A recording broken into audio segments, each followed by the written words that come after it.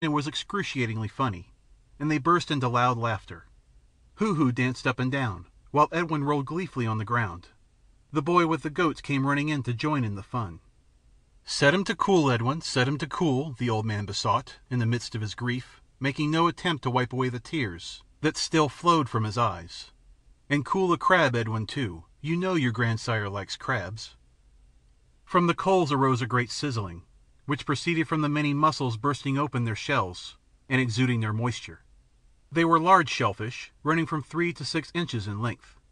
The boys raked them out with sticks and placed them on a large piece of driftwood to cool. When I was a boy, we did not laugh at our elders. We respected them. The boys took no notice, and Granser continued to babble an incoherent flow of complaint and censure. But this time he was more careful, and did not burn his mouth. All began to eat, using nothing but their hands and making loud mouth noises and lip smackings.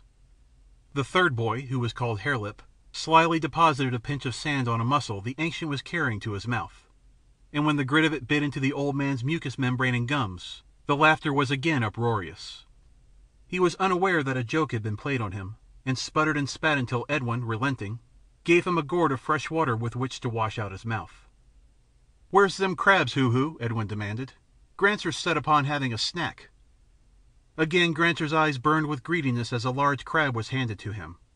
It was a shell with legs and all complete, but the meat had long since departed.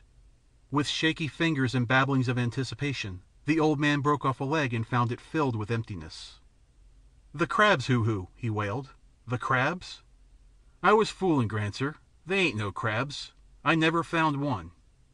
The boys were overwhelmed with delight at the sight of the tears of senile disappointment that dribbled down the old man's cheeks. Then, unnoticed, Hoo-Hoo replaced the empty shell with a fresh cooked crab. Already dismembered, from the cracked legs the white meat sent forth a small cloud of savory steam. This attracted the old man's nostrils, and he looked down in amazement. The change of his mood to one of joy was immediate. He snuffled and muttered and mumbled, making almost a croon of delight as he began to eat. Of this the boys took little notice, for it was an accustomed spectacle, nor did they notice his occasional exclamations and utterance of phrases which meant nothing to them, as, for instance, when he smacked his lips and champed his gums while muttering, "Mayonnaise. Just think, mayonnaise. And it's 60 years since the last was ever made. 2 generations, and never a smell of it. Why, in those days it was served in every restaurant with crab." When he could eat no more, the old man sighed, wiped his hands on his naked legs, and gazed out over the sea. With the content of a full stomach, he waxed reminiscent. "To think of it, I've seen this beach alive with men, women, and children on a pleasant Sunday, and there weren't any bears to eat them up either. And right there on the cliff was a big restaurant where you could get anything you wanted to eat. 4 million people lived in San Francisco then, and now in the whole city and country there aren't 40 all told. And out there on the sea were ships, and ships always to be seen, going in for the Golden Gate or coming out, and airships in the air, dirigibles and flying machines. They could travel 200 miles an hour. The mail contracts with the New York and San Francisco Limited demanded that for the minimum. There was a chap, a Frenchman, I forget his name, who succeeded in making 300, but the thing was risky, too risky for conservative persons. But he was on the right clue, and he would have managed it if it hadn't been for the Great Plague. When I was a boy, there were men alive who remembered the coming of the first aeroplanes, and now I have lived to see the last of them, and that 60 years ago. The old man babbled on, unheeded by the boys, who were long accustomed to his garrulousness, and whose vocabularies, besides, lacked the greater portion of the words he used. It was noticeable that in these rambling soliloquies his English seemed to recrudesce into better construction and phraseology, but when he talked directly with the boys it lapsed largely into their own uncouth and simpler forms. "But there weren't many crabs in those days," the old man wandered on. "They were fished out, and they were great delicacies. The open season was only a month long, too, and now crabs are accessible the whole year round. Think of it, catching all the crabs you want, any time you want, in the surf of the Cliff House beach." A sudden commotion among the goats brought the boys to their feet. The dogs about the fire rushed to join their snarling fellows who guarded the goats, while the goats themselves stampeded in the direction of their human protectors. A half-dozen forms, lean and gray, glided about on the sand hillocks and faced the bristling dogs. Edwin arched an arrow that fell short. But Harelip, with a sling such as David carried into battle against Goliath, hurled a stone through the air that whistled from the speed of its flight. It fell squarely among the wolves, and caused them to slink away towards the dark depths of the eucalyptus forest. The boys laughed and lay down again in the sand, while Granser sighed ponderously. He had eaten too much, and with hands clasped on his paunch, his fingers interlaced, he resumed his maunderings. The fleeting systems lapse like foam, he mumbled what was evidently a quotation. That's it, foam and fleeting. All man's toil upon the planet was just so much foam. He domesticated the serviceable animals, destroyed the hostile ones, and cleared the land of its wild vegetation. And then he passed, and the flood of primordial life rolled back again, sweeping his handiwork away.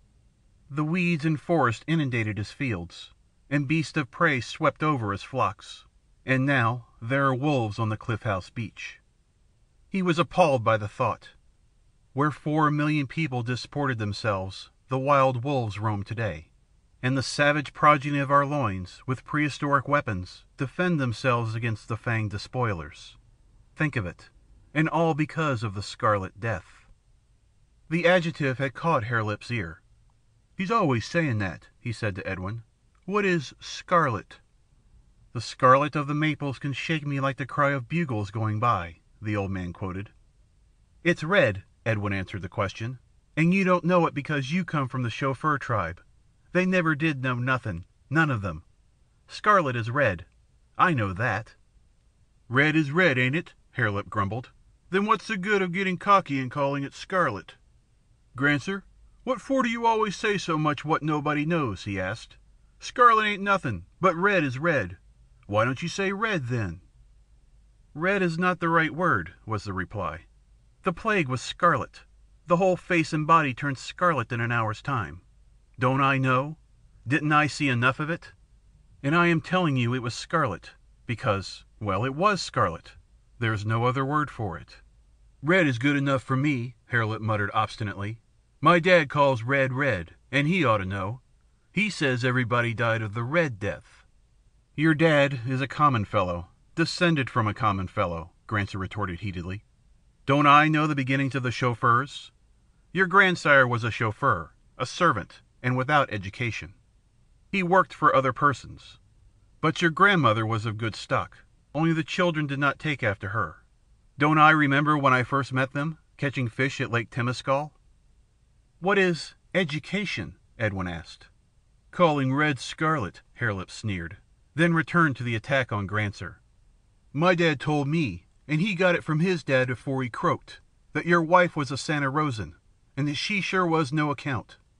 He said she was a hash slinger before the Red Death, though I don't know what a hash slinger is. You can tell me, Edwin. But Edwin shook his head in token of ignorance. It is true, she was a waitress, Granser acknowledged. But she was a good woman, and your mother was her daughter. Women were very scarce in the days after the plague. She was the only wife I could find, even if she was a hash slinger, as your father calls it. But it is not nice to talk about our progenitors that way. Dad says that the wife of the first chauffeur was a lady. What's a lady? Hoo-Hoo demanded. A lady's a chauffeur's squaw, was the quick reply of Harelip. The first chauffeur was Bill, a common fellow, as I said before, the old man expounded. But his wife was a lady, a great lady. Before the Scarlet Death she was the wife of Van Worden. He was president of the Board of Industrial Magnates, and was one of the dozen men who ruled America. He was worth $1,800,000,000 of dollars, coins like you have there in your pouch, Edwin. And then came the Scarlet Death, and his wife became the wife of Bill, the first chauffeur. He used to beat her, too. I have seen it myself. Hoo-Hoo, lying on his stomach and idly digging his toes in the sand, cried out and investigated. First his toenail, and next the small hole he had dug. The other two boys joined him, excavating the sand rapidly with their hands till there lay 3 skeletons exposed. 2 were of adults, the third being that of a part-grown child. The old man hunched along on the ground and peered at the find. Plague victims, he announced. "That's the way they died everywhere in the last days.